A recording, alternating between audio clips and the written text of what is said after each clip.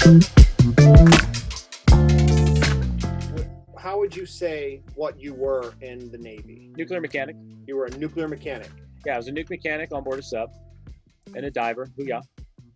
And a diver. Dude, I'm telling you, I have told this to dozens of people, Mike. Dozens of people have heard this story.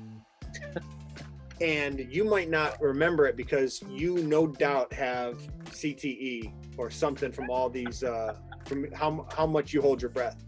But true story, I'll never forget you telling me that we were going to go diving. I was so excited to go diving because everybody's diving in Hawaii. In the mainland, we call it free diving. In Hawaii, it just is what it is. It's diving. It's just like, because that's what everyone does. There is no other diving. Like, that's what you do. You're either scuba diving or you're just diving. In the mainland, where there's not ocean, you'd have to call it something. So we call it free diving. That's a big advantage being out here.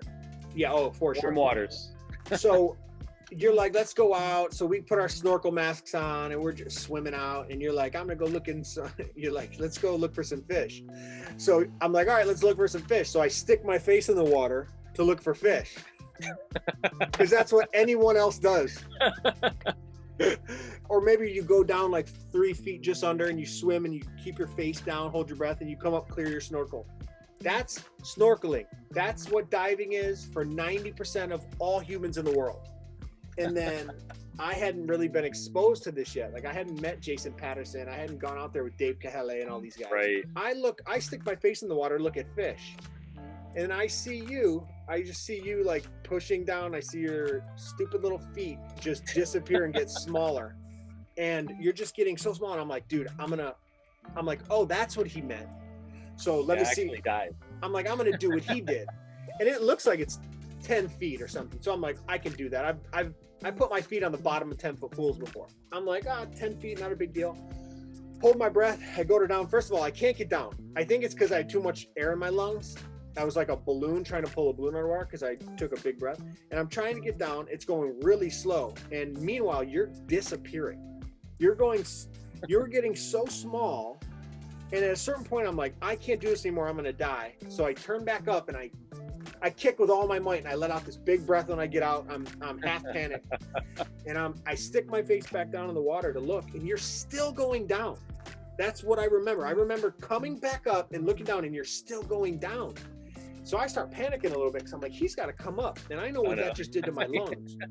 So it takes as long to get up as it did to go down for you. And you're still going. And then I realized that coral wasn't 10 feet below the surface like I thought. It was way bigger coral and way deeper, but the water's so clear. And then I'll never forget you going on your back. So now you're face up, which I can't do. I will drown. The water will go in my ears and in my nose, and it's all over. Yeah. I have to pinch my nose, the whole deal.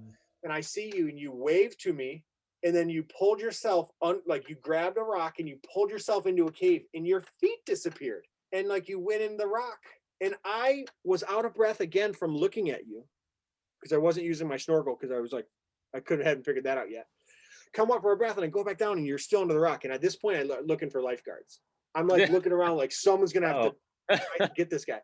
And then you come out all nonchalant and I'm like, okay, here he comes. I'm like backing up thinking you need to like get to the air. And you go under another cave. And dude, I'm telling you, I had never seen anybody hold their breath that long in my entire life. The fact that you were just like me, you're just like this white dude in Hawaii. You weren't like this local Hawaiian guy that's been in the water his whole life. You know what I mean? You were just hanging out in the water. And then you came up, no big breaths when you got up. It was just like a normal breath or whatever. And you're like, hey, what happened? Did you get hurt or something? I remember you were like, why didn't you? Yeah, where'd you go? I didn't go anywhere. You went somewhere. I've been floating here like a piece of shark bait while you go down there. Like I was panicked. And I've told that story so many times because out here, when you tell people, they just don't get it. I can tell people, they don't understand what it's like.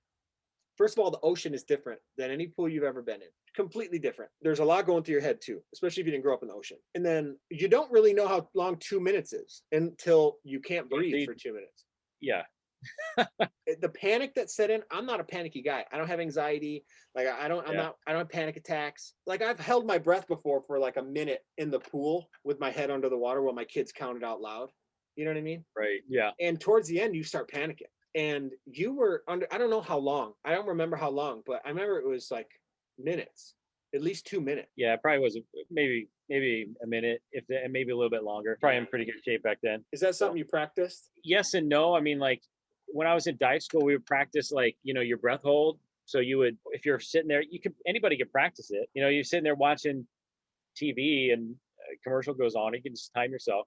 And so much of it is just mentally not getting worked up and getting anxiety. So it's mostly mental, just being mentally focused and relaxed in your body, because the more tense you are, the more oxygen your body's going to consume, and you're going to get to that place of having to take a breath faster. So you got to be like this if you're going to stay down a long time. And it's been a while since I've been free diving, but it's a lot of fun. I really did enjoy it when I was out there. All my local friends, that's all my waterman friends, put it that way, like people that Yeah, spend time in the water. You know what I mean? Bryce, yeah. Dave, Jason. Do you think that they're born with an advantage? I'm trying to wrap my head around how come is it just that they grew up around it? Or do you think even say a Hawaiian that grew up on the mainland has an advantage per se over some white dude in the middle of the country who doesn't spend any time in water? You know what I mean? Have they developed something? Because I'm trying to figure out, it seems like Well, miles of distance between where I am and where, say, Bryce was. But then I see a guy like you, but then I also know like Bryce didn't do what you did. Bryce didn't hold his breath in front of the commercials at TV, and Bryce didn't go through dive training, right?